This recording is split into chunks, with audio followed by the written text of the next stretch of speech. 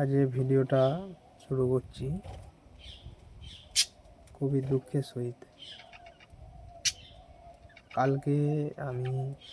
কালকে পাখি খাবার দিয়ে আমি যেমন সন্ধেবেলা, ওই সন্ধেও ঠিক না, বিকালবেলা 4টের সময় খাঁচা বন্ধ করেছিলাম।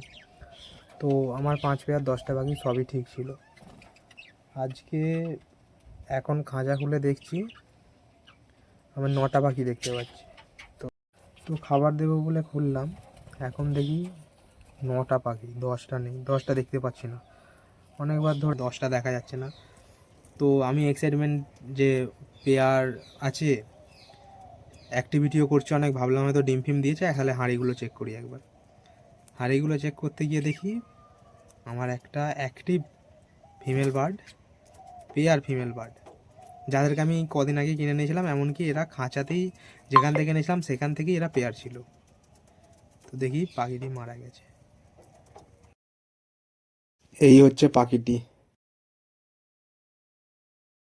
তো খারাপ লাগছে, কিন্তু কি আর করা যাবে,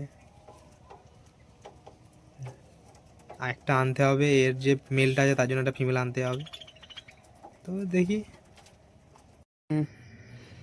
দেখো, যে ফিমেলটা মারা গিয়েছিল তার জন্য আবার একটা ফিমেল এনেছি। খাঁচাগুলো ছেড়ে দিই। চলো একে খাঁচাতে ছেড়ে দিই।